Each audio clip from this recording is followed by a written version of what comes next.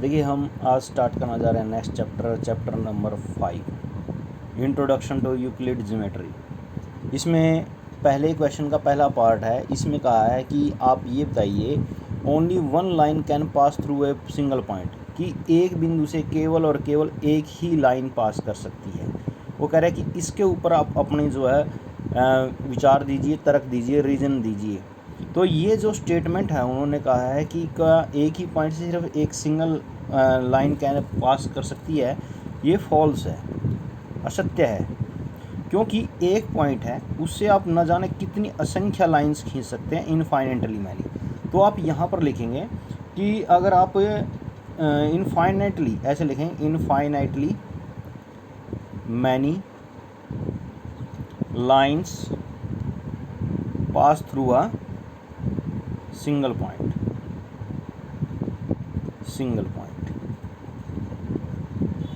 हिंदी में बोलेंगे एक बिंदु से अनंत रेखाएं खींच सकते हैं। एक बिंदु से असीमित का मतलब होता है इनफाइनाइटली, जिनकी काउंटिंग भी नहीं की जा सकती, सीमित रेखाएं खींच सकते हैं।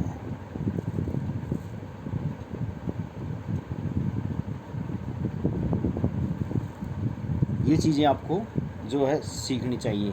आपको सिर्फ ये नहीं है कि इसका आंसर ये हो गया वही फॉल्स है या असत्य है, इसके बाद आपको इसका जो है रीज़न देना पड़ेगा, क्योंकि अगर रीज़न आपको दोगे तभी आप उस चीज़ को सीख पाओगे। नेक्स्ट स्टेटमेंट उसने कहा there are infinite number of lines which pass through a two distinct point. Two distinct point का मतलब दो अलग अलग बिंदुओं से।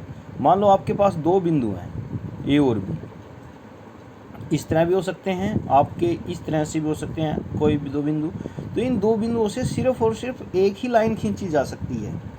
और ये जो स्टेटमेंट उसने कहा है कि दो बिंदुओं से इनफाइनेटली मैनी लाइंस खींची जा सकती है, वो हो ही नहीं सकता, क्योंकि ये लाइंस जो ए और बी दोनों से गुजरेगा सिर्फ और सिंगल वन लाइन होगी, इनफाइनेटली मैनी नहीं हो सकती। तो आप यहाँ लिखेंगे कि through two distinct point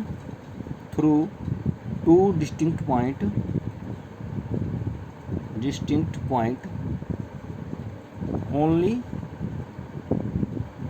one line to B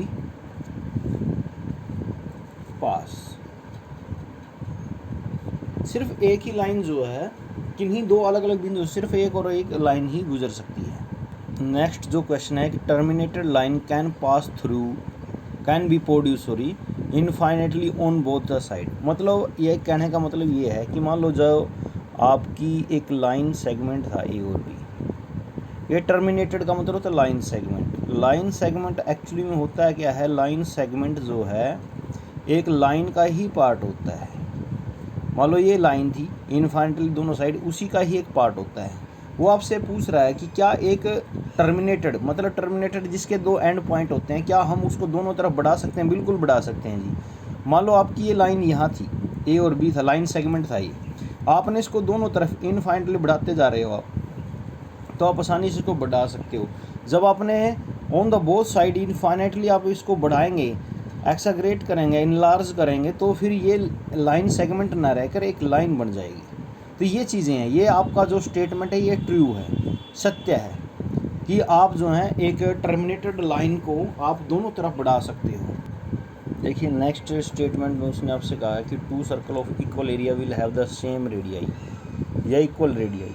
मान लो आपके पास दो सर्कल हैं, C1 और C2। अगर ये दो सर्कल इक्वल तब होंगे, इनके पास है ना इक्वल एरिया का, मतलब एरिया ऑफ C1 और एरिया ऑफ C2 बराबर है। और आपको पता है कि सर्कल के एरिया का फॉर्मूला क्या होता है, πr²। अगर हम यहाँ पर मान लेते हैं पहले वाले सर्कल की रेडियस r है, दूसरे वाले की r2 है, तो ये दोनों एरिया कब इक्वल होंगे? अब आप यहाँ खुद सोचोगे, पाई तो दोनों में सेम है, पाई तो कांस्टेंट है। अब बात क्या रहेगी, r1² बराबर r2 का स्क्वायर। ये तभी ही बराबर होगा जब r1 आपकी r2 के बराबर हो, और तो कोई केस है ही नहीं। और रेडियस आपको पता है कि प्लस माइनस वाला भी चक्कर नहीं हो सकते, क्योंकि रेडियस एक लेंथ है और वो कभी भी नेगेटिव नहीं होती। तो ये और ये दोनों तभी मतलब स्क्वायर तभी बराबर आएगा दोनों का जब ये दोनों बराबर होंगे। तो इस कैलकुलेशन से, इस वाले फॉर्मूले से देखिए, आप डायरेक्ट अगर ये लिखते कि भी 2 सर्कल है उनकी रेडियस इक्वल होगी, उससे बजाय आप उनका एरिया तभी बराबर होगा जब भी नहीं दिखाना पड़ेगा, क्योंकि मैथमेटिक्स लॉजिक मांगता है, और वो लॉजिक अगर आप नहीं दोगे तो तब तक वो चीज़ आपको समझ में नहीं आएगी। तो इस तरह से 2 सर्कल हम उनके पास एरिया जो है इक्वल तभी आएगा जब उनकी रेडियस इक्वल हो। तो इस तरह से R1 बराबर हो गया R2 की। तो ये था इसका 4th पार्ट। देखिए आपके सामने कहा है कि अगर ए बी पी क्यू के बराबर है और पी क्यू आपका एक्स वाई के बराबर है, तो वो आपसे ये पूछ रहा है क्या ए बी भी एक्स वाई के बराबर होगा? बिल्कुल होगा जी।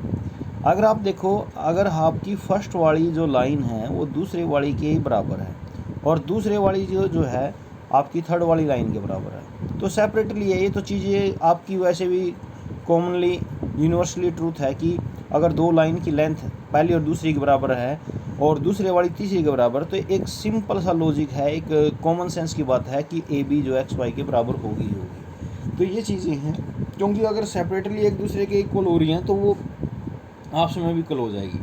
तो यह था आपका फर्स्ट क्वेश्चन के 5th पार्ट। देखिए आपके पास जो सेकंड क्वेश्चन है उसकी कुछ डेफिनेशन है। देखिए पहले का पैरेलल लाइंस। पैरेलल लाइंस, जैसे पहले वाली की बात करें, पैरेलल लाइंस वो लाइंस होती हैं जो कभी भी एक दूसरे से नहीं मिलेंगी।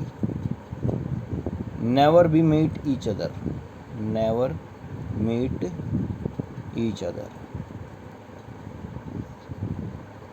और कोई भी point, no point in common, no point in common, कोई भी बिंदु इनके बीच में कॉमन नहीं होगा। ये कहीं पर भी जाकर एक दूसरे से नहीं मिलेगी। दूसरा है इसमें का परपेंडिकुलर लाइंस। 2 लाइंस परपेंडिकुलर कब होती हैं? ये परपेंडिकुलर तब होगी जब इन दोनों के बीच का एंगल वो एक दूसरे को, एक तरह से दूसरे के ऊपर जो स्लोप है उनका 90 डिग्री होगा, एक दूसरे के ऊपर एक 90 डिग्री का एंगल जब ये क्रिएट करेंगी, बनाएंगी, तो वो लाइंस जो आपकी परपेंडिकुलर लाइंस कहलाएगी। ये सिंबल होता है उसका। उसके बाद वो आपसे पूछ रहा है लाइन सेगमेंट क्या होता है। लाइन सेगमेंट जो है, अब बात आ रही है लाइन सेगमेंट। लाइन सेगमेंट जो है एक लाइन का पार्ट होता है जिसके पास उसके इनिशियल और फाइनल पॉइंट होते हैं। लाइन सेगमेंट अगर हम इन शॉर्ट कहें कि लाइन का ही भाग है, ये लाइन है, तो अगर इसका ही एक पोर्शन जिसको आप रिस्ट्रिक्ट कर देते हैं उसके इनिशियल फाइनल पॉइंट के ऊपर, तो वो लाइन सेगमेंट हो जाता है। उसके बाद है रेडियस। रेडियस होता है क्या है? रेडियस एक लाइन है, एक लाइन सेगमेंट है जिसका वन एंड सेंटर पे रहता है सर्कल के, और दूसरा एंड जो है उसकी सरकमफ्रेंस के ऊपर रहता है, तो वो जो है इस सर्कल की रेडियस कहलाती है।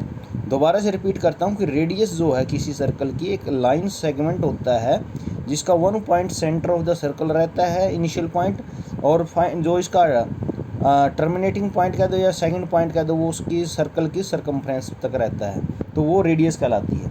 रेडियस के बाद आता है स्क्वायर। स्क्वायर होता क्या है? स्क्वायर जो है आपकी एक क्लोज फिगर होती है। क्लोज फिगर जिसके पास हैविंग 4 साइड्स, आ क्लोज फिगर हैविंग 4 साइड्स, और 4 की 4 साइड इक्वल हैं, और उन इक्वल साइड्स के बीच का जो एंगल है वो राइट एंगल है।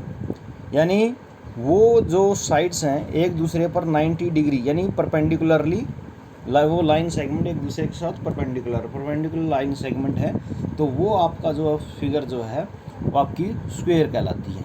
तो आई होप कि आज का ये जो मैंने आज की क्लास ली कि वो आपको काफ़ी हद तक हेल्पफुल रहेगी। धन्यवाद।